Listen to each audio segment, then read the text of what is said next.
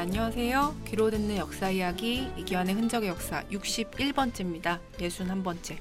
예, 안녕하십니까. 올해 한 해가 이제 마감이 되는데요. 예, 이맘때만 되면 맨날 발표되는 뭐 단어라든지 문장이라든지 이렇게 네. 있잖아요. 그러니까 뭐 예를 들자면 이제 우리나라 같은 경우는 교수신문이 가장 네. 뽑은 뭐 올해의 사자성어 뭐 이런 게 있는데 우리뿐만 아니고 중국, 일본 뭐 이런 데는 이제 한자 문화권이잖아요. 네. 거기서는 사자성어보다는 이제 한 단어로 뭐 이렇게 하더라고요. 한 해의 상황을 이제 함축해주는 이벤트를 하는데 서양도 마찬가지입니다. 예를 들자면 요번에 영국의 옥스퍼드 사전에서 이제 올해의 단어로 이모지라고 했는데 이모지 혹시 뭔지 아세요? 이모지요? 예. 모르겠는데요. 이모티콘하고 뭐 이모지가 있다 그러네요. 근데 이모티콘은 일종의 컴퓨터 자판이나 뭐 핸드폰 자판에 나오는 그 문자나 이런 걸 가지고 만드는 사람의 감정을 만드는 게 이제 이모티콘이고 이모지는 그림 있잖아요. 그 사람 얼굴이 웃는 얼굴, 우는 얼굴 뭐 이런 식으로 노란 걸로 해갖고 그거를 이모지라 그러는데요. 이게 이제 뭐 일본 사람이 만든 거라 그럽니다. 그러니까 그림을 뜻하는 애하고 문자를 뜻하는 모지가 합한 말이라 그러는데 그림 문자라고 우리가 생각할 수가 있는 거죠. 그래서 노란 문양으로 뭐 웃는 모습, 우는 모습으로 이제 뭐 각가지 표현을 한 그런 얼굴 그림입니다. 옥스퍼드가 올해의 단어에 이제 기쁨의 눈물을 흘리는 이모지 얼굴 그림을 했는데 올해 이제 급속도로 이런 것들이 퍼지는 이모지 문화를 올해의 단어로 선정을 했고 독일은 뭐 난민들 뭐 당연히 100만 명이나 와서 뭐 그렇죠. 난민 신청을 했다니까요. 그 중국, 대만은 뭐 66년 만에 이제 양안 정상회담을 했으니까 화목할 화자 했다는 거고 싱가포르는 빛날요인데 이 싱가포르 전 총리죠 리콴유가 타결을 했잖아요. 3월달에 그래서 그 한자 이름으로 뭐 요 이렇게 했다 그럽니다. 일본도 얼마 전에 발표한 것 같은데요. 편안할 안자라고 했던가요? 예, 안자입니다. 편안할 안자. 그러니까 아베 신조의 성이 한자로 안배거든요. 안배 진삼인데요. 그러니까 그리고 이제 아베 정권의 안보법 재개정, 안보법이니까는요. 그리고 IS 테러에 따른 이 두 명이 피살됐는데 일본인이 그래서 안전 문제에서 그다음에 뭐 어떤 사람은 위안부의 안자 뭐 이런 걸로 해갖고도 뭐 추천을 했다 그러는데요. 그래서 어쨌든 편안할 안자를 하나를 잡아서 이제 올해의 단어로 했습니다. 중국은요? 중국도 해마다 올해 한자를 발표하잖아요. 중국의 경우는 이제 이 교육부 산하 무슨 센터에서 하고 그다음에 인민망이라 그래서 인민일보 있잖아요. 거기서 이제 하기 때문에 어떻게 보면 관영에서 이제 관이 이렇게 만드는 거죠. 그 중국어 총결산이라는 걸 했는데 거기서 이제 이 청렴할 염자를 뽑았습니다. 네. 왜 염자예요? 2012년에 이제 시진핑 주석이 취임을 했는데 처음부터 부패 척결이 허드였거든요. 청렴해야 된다는 거여서 시 주석 치하에서는 부패 혐의로 벌써 처벌을 받은 사람이 공직자가 10만 명이 넘습니다. 뭐 그래서 이제 이 부패 척결 청렴 사회를 만들자는 어떤 그런 염원을 담았다 이라는 거고요. 시진핑 주석 중국 같은 경우는 이제 원년에 2012년이죠. 그래서 이 시진핑 주석의 꿈이 이제 뭐 있다는 거죠. 꿈몽자였고 2013년에는 이제 부동산 과열이 있었고 방을 했고 작년에는 법치국가를 얘기해서 법을 이제 올해 한자로 선정을 했었습니다. 우리나라도 올해 한자를 뽑잖아요. 근데 우리는 단어가 아니고 사자성어, 그러니까 한 단어가 아니고 사자성어를 선정하는 게 관례인가요? 예, 그렇습니다. 2001년부터 교수신문이라는 데서 했습니다. 14년이 됐어요. 근데 초창기에는 좀 쉬운 사자성어였다고 들었어요. 예, 2001년부터 3년까지를 보면 좀 쉬웠습니다. 뭐 오리무중이라든가 이합집산이라든가 우왕장이라든가 이런 아주 되게 쉬운 단어를 했는데 2004년에 당동벌이라 해서 약간 좀 어려운 표현이었어요. 그러니까 뭐냐면 그 당시에 이제 대통령 탄핵, 수도 이전 이런 게 있어갖고 대형 이슈가 터져서 이해관계에 따라서 사람들이 이리 갔다 저리 갔다 한다 그래갖고 이제 당동벌이라고 했습니다. 어쨌든 그때는 그나마 촌철살인이다. 그래서 이제 세태를 좀 잘 반영했다라는 소리는 들었습니다. 근데 좀 갈수록 어려워졌다. 뭐 이런 말이 나왔잖아요. 예, 뭐 해마다 정하다 보니까 좀 어깨에 힘이 들어가지 않았나. 또 이 교수들이 먹물들잖아요. 기자들도 좀 뭐 그럴 것 같은데 아무래도 이제 맨날 하다 보니까 그랬던 것 같은데 2007년 보면은 이 주역인데 주역이 굉장히 난해한 책인데요. 거기서 밀운 불우 해가지고 뭐 하늘에 구름만 빽빽하고 비는 내리지 않는다. 뭐 이런 거. 그다음에 또 뭐 불교 용어까지 나왔습니다. 굉장히 심오한 건데 전미개호 작년이죠. 그 번뇌로 인한 미혹에서 벗어나 열반을 깨닫는 마음에 이른다. 뭐 이런 것까지 등장을 했습니다. 그러니까 한때 교수들이 뭐 지적 허영심에 빠졌다, 뭐 아니면 어깨 힘이 너무 들어갔다, 뭐 쓸데없이 어려운 한자 성어를 찾아낸다 이런 비판이 나왔죠. 예, 뭐 지금도 뭐 그런 비판이 나오고 뭐 그렇습니다. 지적에는 뭐 그런 지적에 좀 어느 정도 저도 동의를 하는 편인데 그러나 약간 이해는 가지 않나. 왜냐하면 그 교수신문이 2006년부터 네. 연초에 사실 희망의 사자성어도 만들거든요. 네. 선정해서 발표하는데 그렇게 애써서 이제 희망을 말하면 뭐합니까? 연말 되면 굉장히 또 나쁜 뭐 또 용어를 또 찾아야 되니까 그것도 고역이죠. 네. 그렇지 않았겠어요. 연초에는 뭐 희망의 메시지를 주고 네. 연말에는 또 아주 이 나쁜 최악의 메시지를 골라갖고 하자 그러니까 얼마나 이 고생이 심하겠습니까? 그 사례가 좀 있어요. 연초와 연말 그 사자성어 내용이 정반대였던 사례요? 제가 찾아보니까 매해 그랬던 것 같아요. 매해. 아 그래요? 예를 들자면 2006년에는 네. 약팽소선이라고 그래갖고 이 작은 생선을 삶듯이 신중하게 이제 다스려야 된다라는 게 이제 희망의 사자성어였는데 연말에는 아까 얘기했던 밀운부루라고 그래갖고 하늘에 구름만 빽빽하다 이런 네. 식으로 해서 끝났거든요. 그 다음에는 이제 2007년에는 네타시오라고 이제 외치면 시작하라 그래서 반구적이라고 이제 했는데요. 그 결국 연말에는 자기 기인이라 해서 자기를 속이고 남을 속였다 뭐 이런 걸로 끝나버렸습니다. 그러니까 뭐 희망대로 끝난 적이 없으니까요.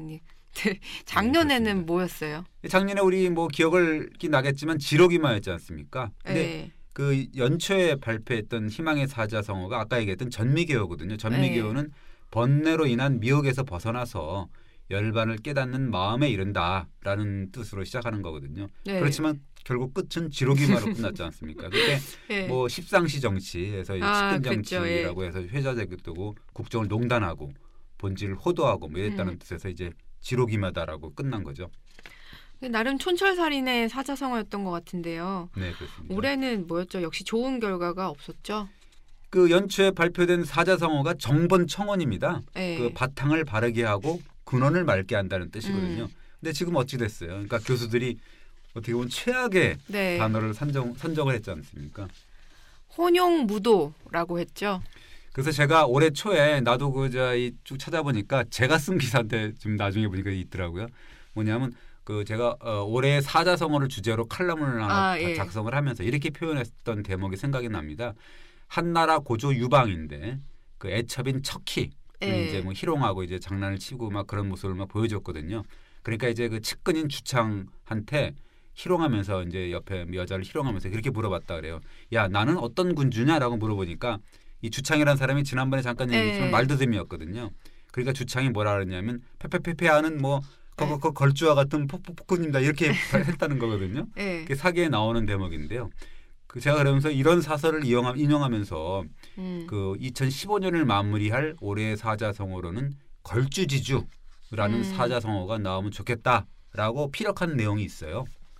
근데 걸주지주라는 건 걸주와 같은 폭군 이런 뜻인데 바랄 게 없어서 걸주지주라는 단어를 바란 건가요? 어떻게 보면 이제 역설적인 표현이었죠. 왜냐하면 이제 그 아까 그 주창처럼 폐하는 걸주와 같은 폭군입니다. 군주에게 감히 당신은 걸주지주야라고 지적할 수 있는 풍토 그런 걸 바랬던 거죠. 어쨌든 교수들이 혼용무도를 외친 거잖아요. 그래도 뭐 교수들이라도 외쳤으니까 다행이지만 그래도 교수라는 건 또 한계가 있지 않습니까? 그렇죠. 지도자를 모시는 사람이 옆에서 직언을 할 수 있는 풍토였어야 되는 거죠. 근데 그것이 언감생심이었다는 거잖아요. 네, 그런데요. 참 그게 어려운 것 같아요. 네, 그렇습니다. 근데 혼용무도라는 사자성어는 정확하게 무슨 뜻이에요? 혼용무도를 추천한 교수가 이제 그 고대 철학과 이승환 교수라고 하는데요. 이 뭐 보면은 그 양반이 이 추천한 내용을 보면 그렇습니다. 혼은 해가 져서 어두운 상태다. 그다음에 용은 용렬한 인품의 소유자 뭐 이런 거거든요. 그러니까 무도는 뭐예요? 그게 공자의 천하무도, 그러니까 천하에 도가 없다라고 이제 한탄한 내용이거든요. 그러니까 거기에 따갖고 이 천하에 도리가 없다라는 뜻이죠. 이승환 교수는 왜 혼용무도를 올해의 단어로 추천을 했다고 해요? 그러니까 뭐 어리석고 무능한 군주의 실정 때문에 나라의 예법과 도리가 무너졌다 뭐 이런 뜻입니다. 그러니까 예를 들자면 뭐 그렇게 얘기를 합니다. 메르스 사태로 온 나라 민심이 흉흉했지만 도대체 정부라는 것이 거의 통제를 하지 못했고 무능했다. 그다음에 이제 후반기에는 또 우리가 잘 아는 역사 교과서 국정화 논란 그래서 아주 국력 낭비를 초래했다 이렇게 본 거죠. 다른 사자성어도 추천이 됐을 텐데요. 만 1,000명 가까운 그 교수들이 이제 그 추천을 했는데 500명이 넘는 교수들이 혼용 무도를 선택을 했습니다. 네. 그리고 사시입이라고 해서 127명이 했는데 겉은 옳은 것 같지만 속은 다르다 뭐 이런 거죠. 그 역사교과서 국정화처럼 네. 옳다고 주장을 정부가 하지만 근거가 없거나 왜곡된 정보를 자꾸 그 주는 것 네. 이런 것들 지적한 거죠. 그리고 갈대기어라 그래서 물을 다 퍼내갖고 못에서 예. 연못에서 물을 다 퍼내갖고 물고기를 잡는다는 건데 어떻게 보면 아주 그 목전의 이익을 추구해서 전체를 희생하는 예. 그런 걸 풍자한 거죠. 결국에 2015년은 위태롭고 혼란스러운 한 해였고 그 가운데 지혜로운 리더십이 없었다. 뭐 이렇게 지적을 한 거죠. 예, 그렇습니다. 뭐 물론 뭐 1,000명 남짓한 교수들이 고른 사자성어가 뭐 이렇게 대수냐라고 할 사람도 분명히 있을 것 같아요. 진영 논리 같은 경우도 그럴 수 있을 것 같은데 이게 사실은 뭐 그렇지만은 세태의 풍자라는 측면에서 우리가 보면 되지 않을까. 그러니까 뭐 한자 내자잖아요. 사자성어라는 게. 그래서 우리가 살아온 1년을 마무리하면서 어떻게 보면 이제 정리하고 한번 되돌아보고 뭐 새로운 해를 이제 다짐하는 뭐 그런 뭐 그 의미가 있는 거죠. 근데 아까도 용어 설명하셨지만 혼용이라는 단어는 우리가 혼군이니 용군이니 하면서 어리석은 임금들을 지칭하는 단어잖아요. 예, 그 뭐 우리가 문란한 지도자를 나타낼 때 이제 단어가 하나 더 있죠. 그 폭군이라는 단어가 있잖아요. 또 홍군은 암군이라고도 한다면서요. 예, 홍군보다도 상태가 안 좋은 인간, 그 인간을 이제 암군이라고 하는 거죠. 근데 그 폭군, 혼군, 그리고 암군, 그리고 또 용군이라는 뜻의 미묘한 차이가 있다면서요. 예, 이게 뭐 제가 말한 차이는 아니고요. 율곡 이희 선생이 세 가지의 뜻, 그러니까 폭군, 홍군, 홍군은 뭐 아까 얘기했듯이 뭐 암군이라고 볼 수도 있는 거고, 그다음에 용군, 요 세 가지 뜻이 엄연히 다르다라고 구별을 했습니다. 이 선생이 그 임금의 도리를 논한다 그래서 이 뭐 논군도라고 하는 데서 이렇게 구별을 합니다. 이 폭군이란 욕심이 지나치고 바깥의 유혹에 빠져서 백성의 힘을 다 빼앗아 충원을 물리치면서 자기만 성스러운 채 하다가 스스로 멸망에 이르는 자다라고 규정을 합니다. 그럼 홍군은요? 이렇게 말합니다. 정치를 잘 하려는 뜻은 있지만 총명하지가 못해서 현명한 자 대신 간사하고 무능하거나 그 신뢰할 수 없는 자를 기용을 해가지고 패망하게 되는 군주다라고 표현을 합니다. 용군은요?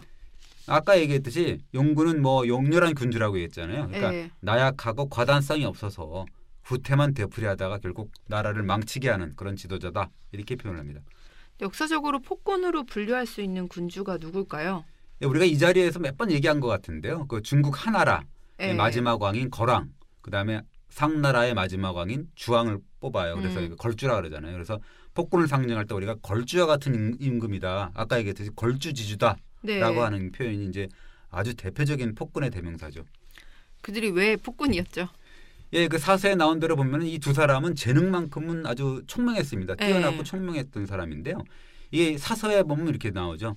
여인들의 유혹에 빠져가지고 그 충신의 말을 듣지 않고 폭정을 휘둘렀다 이렇게 나오거든요.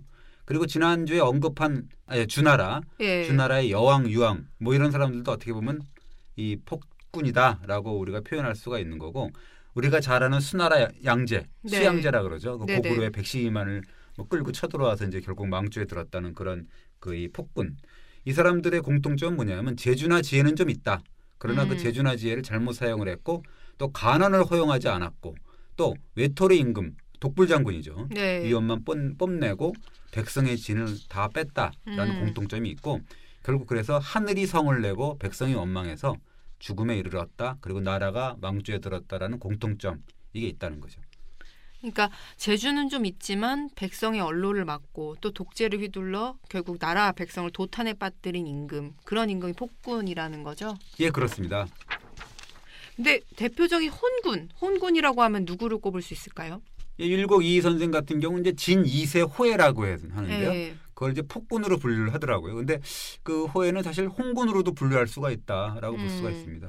호해 여러 번 말씀하셨죠. 왜 호해가 홍군의 대표라는 거예요? 우리가 잘 뭐 지난번에도 말씀을 드렸지만 호해는 진시황의 아들이거든요. 그러니까 알다시피 진시황이라는 사람은 아주 그 독재를 휘두르기도 하고 아주 뭐 문자를 통일하고 그래서 아주 철권을 휘두르면서 나머지 육국을 다 통일한 사람이잖아요. 철권의 통치인데 천하를 통일했잖아요. 어쨌든 간에.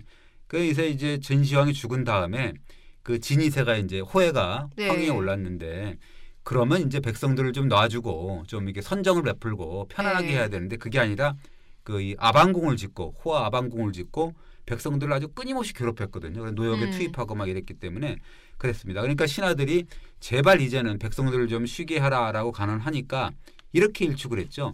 내 마음대로 하고 싶어서 황제가 됐는데 니네들이 무슨 뭐 헛소리를 하냐라고 일축을 했다는 거거든요.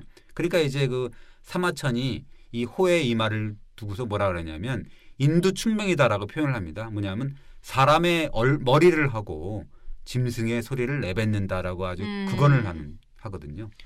또 어떻게 보면 폭군 같기도 하고요. 또 혼군 같기도 하고요. 예, 맞습니다. 우리가 뭐 지로기마의 그 상대죠. 그러니까 네. 조고라는 아주 사악한 그 황관, 측근을 둬가지고 국정을 농단을 하고 그래서 아까 얘기했던 지로기마 성어도 나온 거고요. 네. 그래서 어리석음에 강조점을 둔다 그러면 이제 홍군이라고 볼 수가 있고 백성들을 괴롭히고 아주 그 철권을 휘둘렀다는 측면에서 보면 또 폭군이다라고 볼 수도 있어요. 또 기가 막힌 혼군이 있다면서요? 예, 우리가 이제 서진이라 그러는데요. 그 이 해제라고 있습니다. 290년에 307년까지 제위를 했던 사람이에요. 이 사람은 우리가 뭐 알죠. 그러니까 나라에 큰 흉년이 들어갔고 사람들이 이제 백성들이 굶어 죽으니까 이렇게 얘기를 했다는 거죠. 밥이 없으면 고기죽을 먹으면 되는 거 아니야? 뭐 이렇게 얘기를 했다는 거죠. 고개를 갸웃갸웃하면서 그랬다는 거거든요. 네, 말이 앙뚜아네 때가 생각이 납니다. 이게 참 기가 찰 노릇인데 가장 어리석은 용군의 대명사는 누구예요? 이 용군이라는 거 아까 무능하다 그랬잖아요. 그러니까 후한의 마지막 황제 영제라고 있습니다. 네. 이 용군에 속할 것 같은데요. 이 영제라는 인간이 이제 그 십상시에 소나기에 놀아났다는 인물이거든요. 그러니까 십상시 중에서도 가장 유력한 황관이 두 사람 있었는데 장량하고 조충이라는 황관입니다. 그러면서 뭐라 하냐면 그 영제가 이 장량 보고는 나의 아버지 장상시 그다음에 조충 보고는 나의 어머니 조상시라고 부르면서 아주 그냥 다 정권을 줬다는 거죠. 정사를 돌보지 않았다는 겁니다. 그 율곡 이희 선생이 또 이 용군의 몇몇을 이제 예를 듭니다. 주나라 난왕이라는 사람이 있는데 이게 동주의 마지막 왕입니다. 그러니까 주나라가 마지막으로 망한 왕이죠. 그다음에 당나라 희종 노는 거를 무지무지하게 좋아했던 왕입니다. 황제입니다. 그리고 송나라 영종 이런 인간들은 용군이다. 그러니까 기력도 없고 게을르고 세월만 죽이다가 나라를 망주에 드는 아주 들게 한 그런 인간들이다 이렇게 보고 있습니다. 우리 경우는 어떨까요? 연산군이라면 조선의 대표적인 폭군인데요.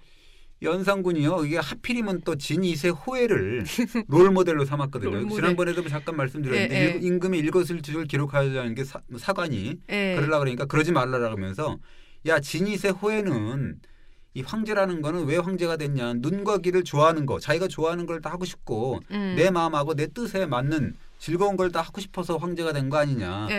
모두들 사람들이 진이세 호해가 잘못했다고 얘기를 하는 건데 뭐가 잘못됐다는 거야 라고 이제 뭐 얘기를 하면서 그러면서 이제 언론을 막고 막 그러는 거잖아요. 결국 또 이제 간신이죠. 이거 뭐 유자강, 임상호 이런 사람들 믿었잖아요. 근데 그렇다면 이 선생의 분류법에 따르면 폭군이라기보단 홍군인가요? 어떻게 보면 이제 백성의 힘을 다 빼앗고 뭐 이런 철권을 휘둘렀다는 점에서는 또 폭군의 오명을 써도 되겠다. 뭐 이렇게 볼 수가 있는 거죠. 약간 폭군이냐, 홍군이냐, 용군이냐 이게 세 가지 구별을 할 때 미묘한 차이가 있네요. 예, 그렇습니다. 이해 분류법에 따라 보면은 혼군과 용군의 경우는 좀 지도자의 무능에 강조점을 두는 거죠. 더 무능한 놈이 이제 뭐 용군이고 조금 이제 덜 무능하고 이런 건 이제 홍군이라고 볼 수가 있는 건데 폭군은 이 독성과 불통 뭐 이런 거 그다음에 폭정의 뉘앙스가 아주 훨씬 풍깁니다. 백성을 도탄에 빠뜨렸다는 점에서는 물론 뭐 세 사람 다 독గిం객긴이라고 볼 수가 있는 거지만요. 그래서 맹자님은 그렇게 독재를 펼치거나 무능한 군주를 혁명으로 쫓아낼 수 있다고 설파했잖아요. 예, 그렇습니다. 뭐 맹자님이 이렇게 말씀하시는데요. 그러니까 연못을 위해서 고기를 몰아주는 거는 수달이다. 나무숲을 위해서 참새를 몰아주는 거는 새매다. 그러면서 뭐라 그러냐면 탕물을 위해서 백성을 몰아준 자가 누구냐? 그건 바로 걸주다. 이렇게 얘기를 합니다. 그 무슨 말이냐면은 이 하나라 거랑인가 상나라 주왕 이제 폭군들이라 그랬잖아요. 그 실정은 뭐냐면 곧 민심의 이반을 낳았고 그 흩어진 민심이 그 새로운 주인 상나라 탕왕하고 주나라 무왕 그 탕무예죠. 그러니까 그 사람들한테 옮겨갔다는 소리죠. 그러니까 상나라 탕왕이 혁명을 일으켜 갖고 하나라 거랑을 무너뜨렸고 주나라 무왕이 상나라 주왕을 무너뜨렸다 이거죠. 그래서 탕무한테 그 백성을 몰아준 자가 바로 걸주다 이렇게 얘기를 하는 거죠. 근데 우리가 역사적으로 볼 때 정치의 이상향은 요순 시대잖아요. 요순 시대는 어떤 시대였어요? 예, 맨날 그 요순 시대 하는데 요순 그러는데 어떤 시대냐? 한마디로 고복 격양가 흔히 뭐 격양가를 불렀던 시대다라고 합니다. 그러니까 이런 말입니다. 이런 유래가 있는데요. 요임금 때인데 한 50살 된 사람이 길에서 자기 배하고 땅을 이렇게 치면서 네. 땅을 두드리면서 노래를 불렀다 그럽니다. 그것을 본 사람들이 위대하구나. 그 요임금의 치세가 얼마나 좋길래 임금이 얼마나 잘 다스리길래 저 사람이 저렇게 그냥 편안하게 네. 땅을 치고 뭐 배를 두드리면서 이렇게 노래나 부르고 있겠냐라고 네. 얘기를 했습니다. 그러니까 이제 노래를 부르고 있던 사람이 그렇게 얘기를 했다는 겁니다. 무슨 소리냐? 나는 그냥 해 뜨면 일하고 해 지면 쉬고 그냥 우물 파서 물 마시고 밭을 갈아서 밥을 먹을 뿐이다. 임금이 뭐 있는지 없는지 임금이 대체 나한테 무슨 상관이냐라고 했다 그럽니다. 그러니까 자기 배하고 땅을 두들겼다. 그래가지고 고복 격양가 이렇게 하는 거예요? 예, 그렇습니다. 그 뭐냐면 임금이 누군지 몰라도 잘 먹고 잘 사는 그런 이상 사회. 네. 이거를 바로 이제 요순 시대라 그럽니다. 그런 정치를 한 사람이 바로 요순과 같은 성군이 되는 거죠. 근데 사실 요순의 정치를 따라가기는 언감생심이잖아요. 그냥 이상향이고 현실과는 거리가 멀지 않나. 그렇죠. 그러니까 뭐냐면 세종을 뭐 예를 들자면 요순의 뭐 네. 성군이라고 하지만 물론 이제 그럴 수도 있지만 사실은 그때 도적도 많고 뭐 그랬다고 지난번에는 말씀드렸지 네. 않습니까? 그래서 어떻게 보면 그 요순은 굉장히 이상적인 사회인 거죠. 그리고 그때만 해도 인구가 얼마 안 됐고 사회도 단순하잖아요. 네. 그래서 뭐 세종 시대에만 해도 또 좀 다르지 않습니까? 그렇죠. 그러니까 그럼에도 불구하고 왕조 시대 역대 군주들 임금들은 요순과 같은 성군은 아니지만 그래도 요순과 같은 성군을 지향하는 그런 모습은 보여준 거거든요. 그 노력을 많이 한 거죠. 그 예를 들자면은 율곡이 선생은 그 문란한 정치를 이제 분류하면서 한편으로는 잘하는 정치도 논했습니다. 잘하는 정치가 뭐예요? 잘하는 정치 두 가지가 있는데 하나는 임금의 지혜와 재주, 그러니까 출중해 갖고 호거를들을 잘 신하로 잘 부리고 이런 거는 잘하는 정치다. 네. 그러나 또 있는데 이 재주와 지혜는 좀 부족하더라도 어진 사람한테 신하를 맡기면 그것도 또 역시 잘하는 정치다. 아까는 뭐 예를 들자면 뭐 성군 요순 시대에 걸맞는 성군이라고 볼 수가 있고 네. 뒤에 잘하는 정치는 좀 그보다는 좀 못 미치지만 현군이라든가 뭐 명군 이 정도는 되지 않을까 뭐 이렇게 얘기를 하는 거죠. 그러니까 두 가지 가운데 전자는 고복격양가가 올려 퍼진 태평성대 요순 시대라고 할 수 있을 것 같고요. 예. 그럼 후자는 어떻게 되는 거예요? 좀 전에 말씀드렸지만 재주와 지혜는 좀 부족하더라도 어진 신하를 등용하면 그래도 성군내는 못 미치지만 그 정도의 버금가는 현군이나 명군은 될 수 있다라고 얘기를 합니다. 이 선생이 이 후자가 성군과 버금가는 뭐 그런 현군, 명군이 될 수 있는 사람의 그걸 누굴 꼽았냐 하면 상나라 임금 중에 4대 임금인데 태갑이라고 있고요. 주나라 그 임금 중에 성왕이라고 있습니다. 이 두 사람을 후자의 대표 주제로 뽑았는데 이 두 사람은 군주의 자질은 좀 모자랐다면 성왕 같은 사람은 이 굉장히 어린 나이에 왕이 됐거든요. 근데 군주의 자질은 모자랐지만 그야말로 현명한 신하들을 발탁을 했고 그래서 성군의 버금가는 명군의 반열에 올랐다라고 이 선생은 표현하고 있습니다. 두 사람이 누구를 기용했는데요? 이가 이렇게 얘기를 하는 거죠. 그러니까 태갑과 성왕은 부족했다. 이 만약에 성스러운 신하, 그 성신이라고 합니다. 성스러운 신하의 보좌가 없었다면 나라는 무너졌을 것이다. 그 태갑이 누구냐면 이윤이라 그래서 요리사 출신인데 요즘 같으면 뭐 셰프 출신의 재상을 기용을 했거든요. 이 이윤이라는 사람 되게 유명한 사람이죠. 그러니까 지금으로 따지면 뭐 최연석 뭐 이런 사람을 했는지 아니면 이연복을 했는지 뭐 어쨌든 간에 천하를 요리를 잘했는지 어쨌든 요리사 출신의 명재상한테 정사를 맡겼고 성왕은 주공 삼촌한테 이 정사를 맡겼는데 그래가지고 이제 덕을 기르고 학업을 닦아갖고 대업을 이었다 이거죠. 그래서 이게 이른바 어진 신하한테 정사를 맡겨서 왕도를 행한 사람들이다라고 얘기합니다. 그리고 또 이제 그 후자의 예가 있는데 춘추 5패 중에 한 사람인 진문공, 뭐 제황공, 한나라 고조, 당태종, 송태조 이런 사람들이 이제 예를 꼭 들었습니다. 그러니까 귀신의 경지인 성군은 못 돼도 사람만 잘 쓰면 명군의 대열까지는 합류할 수 있다는 그런 건가요? 예, 그렇습니다. 순자가 이렇게 얘기를 했거든요. 현명한 군주는 훌륭한 인재를 구하는 일을 서두르고 우매한 군주, 이걸 암군이라고 아까 얘기했는데요. 새를 불리는 일을 서두른다 이렇게 얘기를 했습니다. 새를 불린다는 대목이 꼭 지금 상황을 말하는 것 같아요. 예, 그렇습니다. 뭐 이게 대통령께서 뭐 진실한 사람, 혼인 사람 운운하고 뭐 그러지 않습니까? 그러니까 어떻게 보면 자기 새를 불린다는 인상을 주잖아요. 그러니까 어떻게 보면 순자의 말씀이 지금 어떻게 보면 지금의 상황을 좀 찝은 게 아닌가 이런 생각도 듭니다. 당나라 현종의 일화가 핵심을 찌른다면서요. 좋은 예. 신하가 곁에서 쓴소리하는 게 얼마나 귀한 것인지 알려주는 일화이죠.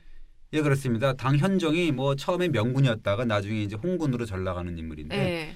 초기에 이제 개원지치라 그래가지고 아주 그 이 성대 성스러운 세대의 그 태평성대 그 아주 기본입니다. 그게 뭐냐면 정관지치라 그래고 당태종의 정관지치하고 이 현종의 개원지치가 이제 그 당나라의 태평성대라고 볼 수가 있는데 처음엔 그랬다가 나중엔 또 우리가 아는 뭐 양귀비 총이하고 뭐 이래갖고 정사를 멀리하고 뭐 이랬던 거죠. 그래서 이 현종이 호화스럽게 이제 잔치를 벌일 때마다 늘 안절부절 못했다 그러는 거죠. 왜 안절부절 못해요? 뭐 대쪽이 뭐 재상인데 한유라는 사람 이 신하의 눈치를 본 겁니다. 현종이 호화 잔치를 열면서 늘 이랬다 그래요. 야, 이 지금 잔치를 여는 거를 한유가 아냐? 이렇게 물어봤다는 거죠. 한유가 얼마나 이제 싸납게 아니되옵니다라고 이제 외치니까 그렇게 할 수 있는데 한유가 아닌 게 아니라 이제 현종이 이 일을 한유가 아냐라고 말을 하는 그 순간 이미 벌써 한유의 상소문이 올라왔다는 거예요. 네. 이 보니까 뭐 잔치 한번 제대로 뭐 편하게 할 수 있었겠어요. 그러니까 안절부절 못하는 거죠. 뭐 그냥 한유의 입을 막으면 됐을까요? 그러게요. 그러니까 뭐 그렇지 않아도 이제 현종의 측근들이 현종한테 이렇게 아부를 떨었다랍니다. 아니 그건 뭐 어려운 일이에요. 그냥 그냥 막으면 되는 거 아니냐. 그리고 한유가 정승이 된 이후에 이게 폐하께서 옛날보다 너무 야위었다 몸이 이렇게 이제 아부를 떨었다는 거죠. 그러니까 현종이 한탄을 하면서도 이렇게 대꾸했다 그럽니다. 나는 비록 살이 빠졌지만 천하 백성은 살이 쪘다라고 얘기를 했다 그런 거죠. 현종도 훌륭하네요. 예, 그렇습니다. 예. 밑에서 지도자를 이제 보필하는 사람이 얼마나 중요한지 뭐 알 수 있는 대목이네요. 예, 그렇습니다. 이게 이제 그 한유의 일화를 이제 제가 안 거는 뭐냐면 연산군 시절인데요. 연산군 시절에 손수녀라는 신하가 있습니다. 거기 예. 이제 그 다름 아닌 연산군한테 감히 상소문을 올리면서 있는데 거기에 이 한유의 말이 있습니다. 그 손수녀는 어떤 상황에서 연산군한테 바른 말을 한 거예요? 예, 그 당시에 이제 그 바른 말했던 대관들이 연산군이 막 이렇게 싫어해갖고 네. 잡혀가는 불상사가 발생을 했습니다. 다른 사람들은 다 입 닫고 있었거든요. 네. 그러니까 이제 손수녀가 그렇게 얘기를 한 건데 연산군 일기에서 뭐라 그러냐면 이렇게 표현을 하죠. 다른 재상들이 입을 다 닫고 있는 가운데 손수녀의 상소가 올라오니까 모두들 내심 시원하게 여겼다. 이런 기록이 있습니다. 그러면 손수녀가 네. 아, 전하께서는 언론을 막으면 안 됩니다라고 이제 감히 아뢰면서 전하는 여순과 같은 성군이 되겠습니까? 아니면 그 이하의 임금이 되겠습니까? 라고 이제 다그쳤다는 거죠. 연산군한테는 그래도 이렇게 목숨을 내놓고 바른 말을 했던 신하들이 있기는 했네요. 예, 그러게 말입니다. 그 말을 만약에 연산군이 잘 들었다 그러면 홍군이니 폭군이니 뭐 이런 아주 오명을 뒤집어 쓰지 않을 텐데 되게 안타까운 일이죠. 사실 어떻게 보면 주역에 그 64개에 보면 이런 괴가 있다는 명이라는 괴가 있습니다. 네. 이것은 뭐냐면 암군이 위에 있으면 밝은 신하도 해침을 당한다 이런 얘기거든요. 그러니까 아무리 훌륭한 신하라도 임금을 잘못 만나면 어쩔 수 없는 거죠. 한비자의 명군과 암군의 차이를 설명하는 구절이 있다면서요? 한비자가 이렇게 씁니다. 한비자의 그 관행이라는 데서 이렇게 나오는데요. 남은 것으로 부족분을 채우고 짧은 것은 긴 것으로 이어나가는 사람. 이거를 이제 현명한 임금이라 한다라고 얘기를 합니다. 그러니까 어지러운 시대의 지도자 역할이 바로 이런 게 아닐까 싶은데요. 네. 남는 것으로 부족분을 채우고 또 짧은 것은 긴 것으로 이어간다. 그러니까 이제 그것이 지도자의 덕목이다 이렇게 볼 수가 있는 거죠. 혼자만 옳다 그러고 네. 그렇게 여겨갖고 이제 나만 따라와라고 백성은 다그치고 뭐 이런 그런 상황. 그다음에 이제 그 주변에 가난한 신하도 하나도 없고 뭐 그래서는 안 되는 거죠. 뭐 박근혜 대통령은 이 이의의 분류법에 따르면 어떤 대통령일까요? 예, 그냥 이 듣는 분들이 듣고 아마 저 블로그에 보면 기사가 있는데 거기 보면 그 분류법에 대입해 보면 되죠, 뭐. 대입해서 과연 뭐 폭군인지, 뭐 홍군 용군이라는데 홍군 용군이 아니라 폭군이 될 수도 있는지, 아니면 네. 뭐 진짜 홍군인지, 또 용군인지, 아니면 뭐 성군인지, 아니면 뭐 현군인지, 네. 뭐 명군인지는 한번 이렇게 대입을 해보면 금방 알 수 있지 않을까 생각이 됩니다. 이번 주 여기까지 하겠습니다. 네, 감사합니다. 예.